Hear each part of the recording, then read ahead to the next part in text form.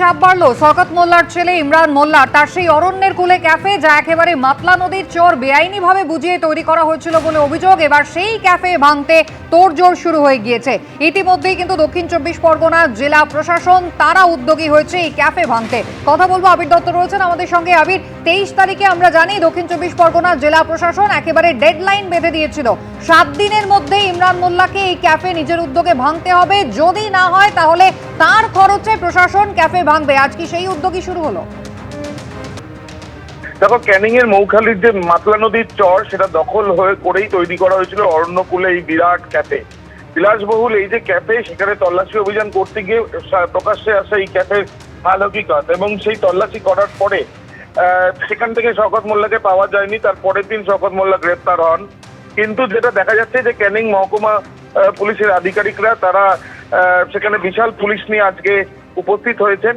যেটা সম্ভাবনা জানা যাচ্ছে যে জীবনতলা থানার পুলিশও সেখানে রয়েছে, সম্ভাবনা দুটি।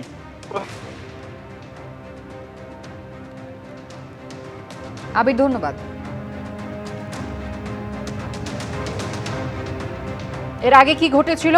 সরকারি জমি জবরদখল করে ক্যাফে তৈরির অভিযোগে শওকত মোল্লার ছেলেকে নোটিশ পাঠিয়েছিল জেলা প্রশাসন। 18 জুনের মধ্যে এসডিও অফিসে হাজির হতে বলা হয় শওকত পুত্র ইমরান মোল্লাকে। জেলা প্রশাসন সূত্রে খবর, ইমরানের আইনজীবীরা গিয়ে নথি জমা দিয়েছিলেন এসডিও অফিসে। শুনানিতে শওকত মোল্লার ছেলের আইনজীবী কোনো বৈধ নথি দেখাতে পারেননি, এমনটাই দাবি করা হয় জেলা প্রশাসনের তরফে। এরপরে ইমরান মোল্লাকে 7 দিনের মধ্যে অবৈধ কাঠামো ভেঙে সরকারি জমি খালি করার নির্দেশ দেওয়া হয়। 29 জুনের ডেডলাইনও বেঁধে দেওয়া হয়েছিল তখনই।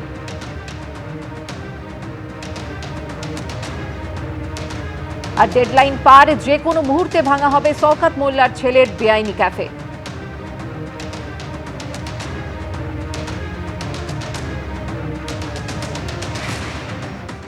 রাজ্য পুলিশের এসটিএফ এর জালে ধরা পড়েছেন প্রাক্তন তৃণমূল কাউন্সিলর এবং প্রাক্তন এমআইসি দেবরাজ চক্রবর্তী।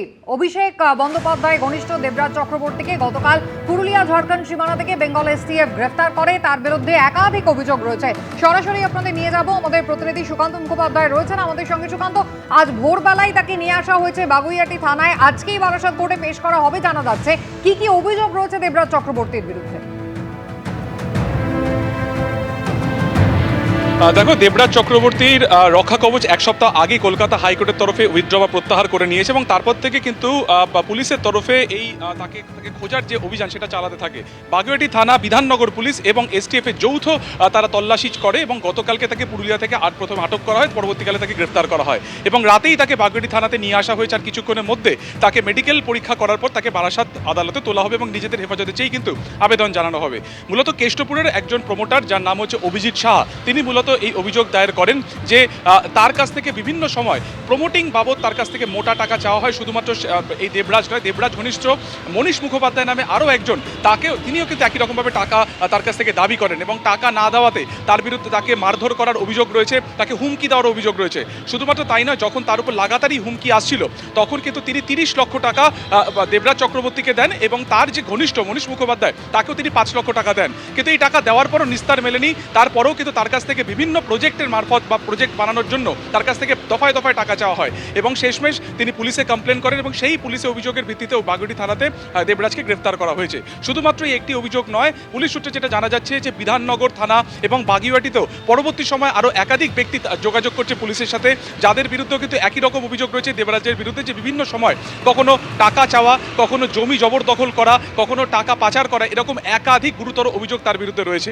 শুধুমাত্র তাই নয়, পুলিশ সূত্রে যেটা জানা যাচ্ছে যে বিগত 5 থেকে 10 বছরে যা আয় ছিল দেবরাজ চক্রবর্তী বা তার স্ত্রীর, তার তুলনায় কিন্তু অনেক বেশি টাকার সম্পত্তি তারা কিন্তু তৈরি করেছিলেন। 50 থেকে 60 লক্ষ টাকার গাড়ি তারা কিনেছিলেন, কয়েক কোটি টাকার তাদের প্রপার্টি রয়েছে, যার সাথে তাদের আয়ের কোনো রকম সঙ্গতি নেই। এছাড়া নির্বাচনী যে হলফনামা, সেই হলফনামাতেও কিন্তু তথ্য গোপন করার অভিযোগ রয়েছে। একটি সংস্থা, সেই সংস্থার নামেও কিন্তু প্রচুর সম্পত্তি কেনা হয়েছে, এবং কালো টাকাকে কার্যত সাদাতে পরিণত করার জন্য এই সংস্থাকে ব্যবহার করা হয়েছে। এরকম একাধিক অভিযোগ দেবরাজের বিরুদ্ধে আছে।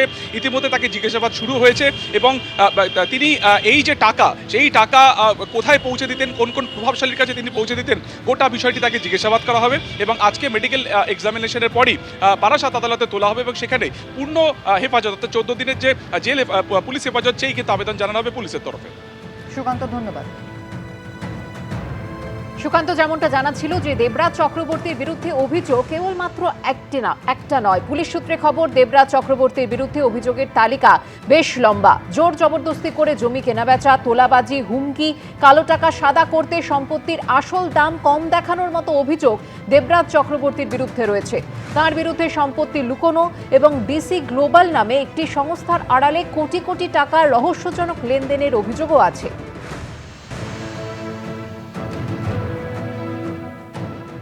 একটা 2 পয়সার কাউন্সিলর, তার নাকি 1300 কোটি টাকার সম্পত্তির হদিশ তো আমি পেয়েছি। আমি এর অভিযোগ করেছিলাম। 7,000 টাকা স্যালারি, একটা এমএলএর অ্যারাউন্ড 60,000 স্যালারি, আর বাদ বাকি এদিক ওদিক মিলে 1 লাখ সামথিংয়ের কাছাকাছি স্যালারি। জিপ মেরিডিয়ান চলে আসছে, কোত্থেকে আসছে কেউ জানে না। চাকরি চুরি, রাস্তায় বসে এই ছেলেগুলো কাঁদে না আমার চাকরি চুরি হয়ে গেছে বলে, প্রাথমিক দুর্নীতি, তারা কিছুটা শান্তি পাবে। অভিষেক বন্দ্যোপাধ্যায়ের রাইট হ্যান্ড, যে উত্তর 24 পরগনা কন্ট্রোল করতো, সেই দেবরাজ চক্রবর্তী অ্যারেস্ট হয়েছে। অভিযোগ রয়েছে দেবরাজ চক্রবর্তীর বিরুদ্ধে, তবে নজর কিন্তু রয়েছে তাঁর স্ত্রী অদিতি মুন্সির নির্বাচনী হলফনামাতেও। নির্বাচনী হলফনামায় তথ্য গোপন বা অসম্পূর্ণ তথ্য দেওয়ার অভিযোগ রয়েছে প্রাক্তন বিধায়ক অদিতি মুন্সির বিরুদ্ধে। গ্রেফতারি এড়াতে আগাম জামিন চেয়ে কলকাতা হাইকোর্টে গিয়েছিলেন এই দম্পতি। শিশু সন্তানের কারণে অদিতি মুন্সির জামিন মঞ্জুর করে আদালত, যদিও দেবরাজ চক্রবর্তীর জামিন আর্জিতে সাড়া দেয়নি আদালত।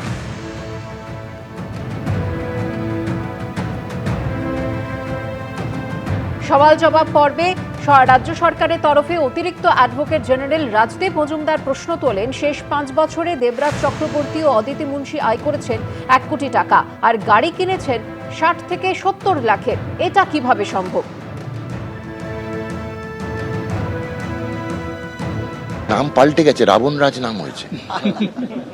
আর দেবতাদের রাজা নন উনি, রাবণের রাজ। উনি নেতা নন, উনি অভিনেতা। বললাম তো, নেতা আর অভিনেতার মধ্যে তফাৎ আছে। যেখানে ছোবেন গন্ধ বেরোবে, কিসের বলছি না। তৃণমূল চোর নয়, সেটা কিন্তু শিরোনাম হতে পারে। চোর তৃণমূল সাংবাদিকতা করবেন না, ছেড়ে দিন, এটা রোজগার খাবেন। কংগ্রেসের হয়ে 2015 সালে দেবরাজ চক্রবর্তী পুরো ভোটে অংশ নিয়েছিলেন, জিতেছিলেন, বিধাননগর পুরসভার কাউন্সিলর হয়েছিলেন। 6 মাসের মধ্যে দলত্যাগ করেন, তৃণমূল কংগ্রেসে যোগ দেন। প্রাথমিক নিয়োগ দুর্নীতি মামলাতেও কিন্তু দেবরাজ চক্রবর্তীর নাম জড়িয়েছিল। 2023 সালের 30শে নভেম্বর তাঁর 2টি ঠিকানায় সিবিআই তল্লাশি চালায়। পরের বছর 2024 সালের 25শে জানুয়ারি তাকে সিবিআই জিজ্ঞাসাবাদও করে। পালাবদলের পরে তার বিরুদ্ধে একাধিক অভিযোগ সামনে আসে।